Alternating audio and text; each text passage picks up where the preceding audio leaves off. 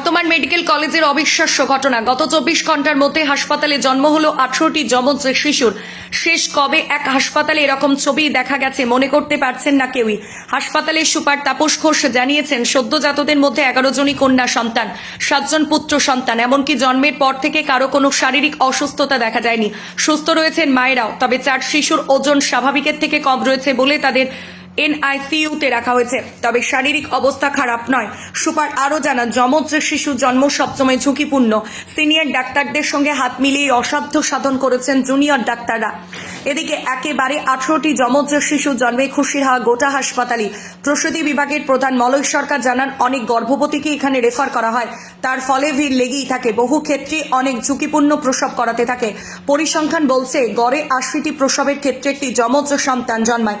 কিন্তু এবারে ছবিটা একেবারে উল্টো। তিনি এও বলেন, একটি কেস ছাড়া বাকি সব প্রসব হচ্ছে সিজারিয়ান পদ্ধতিতে।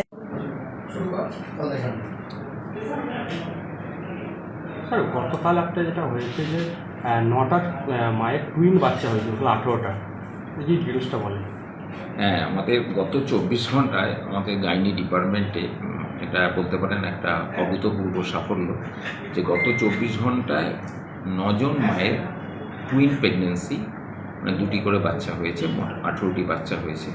তো আমাদের মোটামুটিভাবে 24 ঘন্টার মধ্যে 3-4টে পর্যন্ত টুইন প্রেগনেন্সি হিস্ট্রি আছে ওয়েস্ট বেঙ্গলে, কিন্তু একই দিনে মানে 24 ঘন্টার মধ্যে 9টা টুইন প্রেগনেন্সি আনইভেন্টফুল, মানে কোনোরকমভাবে কোনো মানে খারাপ ইনসিডেন্ট না হয়ে মানে 9টি মাই সুস্থ আছে এবং 18টি বাচ্চাই সুস্থ আছে। এইটা বলা যেতে পারে আমাদের ওয়েস্ট বেঙ্গলে একটা প্রথম ঘটনা। টুইন প্রেগনেন্সি সর্বদাই ঝুঁকিপূর্ণ। কেন? আমরা জানি যে কোনো প্রেগনেন্সিতে দুটো প্রাণ থাকে, এক হচ্ছে মায়ের প্রাণ, এক হচ্ছে বাচ্চার প্রাণ। যখন বাচ্চা আবার 2টি হয়ে যায়, এবং সবচেয়ে বড় কথা টুইন প্রেগনেন্সি হলে 2টি বাচ্চার ওজন স্বাভাবিকভাবে সিঙ্গেল প্রেগনেন্সির থেকে একটু কম হয়, ফলে সর্বদাই রিস্ক থাকে। এবং অন্যান্য একটা সিঙ্গেল প্রেগনেন্সি থেকে টুইন প্রেগনেন্সির রিস্কটা বেশি। আমাদের 18টি বাচ্চার মধ্যে 11টি আমাদের কন্যা সন্তান আর 7টি হচ্ছে আমাদের পুত্র সন্তান। সকলে কোথাকার বাসিন্দা? আমাদের যেটুকুভাবে আমি ডিটেলস এই মুহূর্তে জানি না, তবে বেশিরভাগ ক্ষেত্রেই আমাদের বর্ধমানের যা শুনেছি আমি 4 জন বর্ধমান ডিস্ট্রিক্টে, এবং আশেপাশে যেমন নদিয়া থেকে, আমাদের হুগলি থেকে এবং আশেপাশের ডিস্ট্রিক্ট থেকে বোধহয় টোটাল 5 জন ছিল।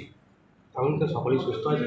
এখন সকলেই সুস্থ আছেন। 18টি বাচ্চা 18টি সুস্থ আছে। তার মধ্যে 5টি বাচ্চা, যেহেতু 1.5 কিলোর আশেপাশে ওজন, সেই জন্য আমরা কোনোরকমভাবে রিস্ক না নিয়ে এবং সাবধানতার জন্য আমরা তাদেরকে নিওনেটাল যেটা নিকু, যেটাতে আমরা ভর্তি রেখেছি, এবং আজকেরও খবর তারা সুস্থ আছে এবং মারাও সুস্থ আছে। কতজনের চিকিৎসকের মধ্যে, কতজন চিকিৎসকের টিমের এই সাফল্য? আমাদের প্রতিদিনের যে চিকিৎসক যারা থাকেন, জুনিয়র ডাক্তার থেকে সিনিয়র ডাক্তারবাবুরা এবং অ্যানাস্থেটিস্টরা, তো এখানে আমাদের সিনিয়র ডাক্তারবাবুরা যেমন আছেন, তবে আমি স্পেশালভাবে বা আমি সবাইকে আমরা জুনিয়র ডাক্তারদের আমরা অবশ্যই ধন্যবাদ জ্ঞাপন করব।